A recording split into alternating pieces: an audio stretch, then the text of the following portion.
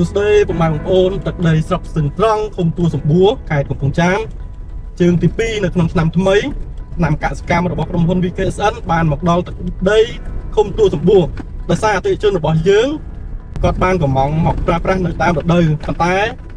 តើទៅជាមួយនឹងជើងទី1ដែលគាត់កំងមកហ្នឹងគាត់យកទៅចែកចាយ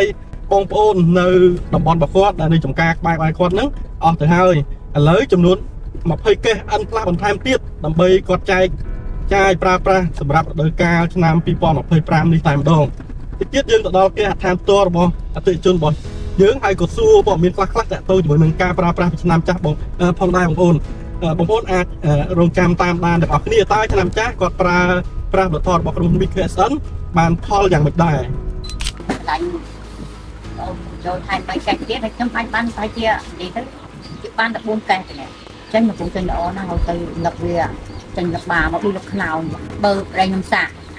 ទូខ្ញុំគុំដាំនោះលឹកឲ្យទូដល់ពេលគាត់បាញ់បានតែប្រហែលជា8ថ្ងៃទៅមើលមិនសាទៀតលឹកធំមកឡើងចុយហ្មងពេលអញ្ចឹងគាត់ថាឆ្នាំនេះល្អខ្លាំងណាស់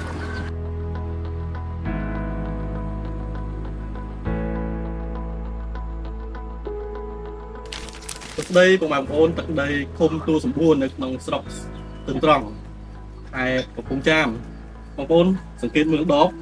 គាត់ប្រើដបសពីឆ្នាំចាស់ដបនេះសក់ដបចាស់ទេដោយសារបងកំងនេះកំងឆ្នាំថ្មីលើកទី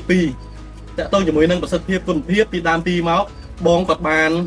មើលតាមការផ្សព្វផ្សាយនៅក្នុង page របស់ក្រុមហ៊ុន VKSN គាត់ចាប់អារម្មណ៍តាក់ទងឲ្យក្រុមការងារយើងយកឆ្នាំមកសាកបងឆ្នាំទី1បងគាត់ធ្វើជោគជ័យមួយឆ្នាំរួចហើយបងប្អូនបន្ទាប់ពីតាមដានវីដេអូឆ្នាំកន្លងផុតទៅដែលយើងបានបង្ហោះឥឡូវហ្នឹងអាចសាកសួរព័ត៌មានខ្លះពីបងសួស្តីបងពីឆ្នាំទៅបានគួរសមហ៎ដែលថាយើងប្រើពីដើមទីចាគួរសមមហាត់បានតោងប៉ុន្មានតោនដែលយើងបានច្រើនជាងគេបានច្រើនជាងគេក្នុងពេលបានហាត់3តោនហើយក្រៅពីហ្នឹងតោង2តោនប៉ុន្តែបច្ចេកបងប្អូនស្វាយបងគាត់ធ្វើច្រើនមែនតើស្វាយធ្វើឆ្នាំទៅប្រហែលហាត់បងទាំងអស់28ហាត់អញ្ចឹងស្វាយចំនួនច្រើនគាត់ធ្វើចាប់ពី2តោនឡើងតោងដល់3តោនអញ្ចឹងទិន្នផលគឺអាចទទួលយកបានបងប្អូនទឹកដី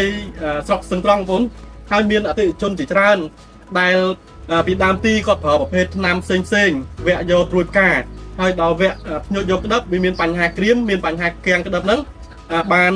ចែកថ្នាំពីបងយកទៅប្រើហ្នឹងអាចកែសម្រួលបញ្ហាហ្នឹងបានមែនទេបងចាភាគច្រើនអ្នកដែលស្គាល់ក៏បងប្អូនបងកន្លែងអ្នកនៅជាការចិត្តគ្នាហើយនឹងបងប្អូនបាទបងអញ្ចឹងតាក់ទងជាមួយអ្នកនៅតំបន់នេះឆ្នាំនេះបើសិនជាបងប្អូនចង់សាកបងប្រើបងប្អូនឃើញមុខគាត់ហើយជាស្គាល់ហើយអញ្ចឹងអាចសុំចែកពីគាត់ដើម្បីយកទៅសាកបងប្រើនៅចំការរបស់ពុកម៉ែបងប្អូនបានអញ្ចឹងវីដេអូនេះអត់មានអីច្រើនទេចែកម្លែកប៉ុណ្ណឹងសូមអរគុណ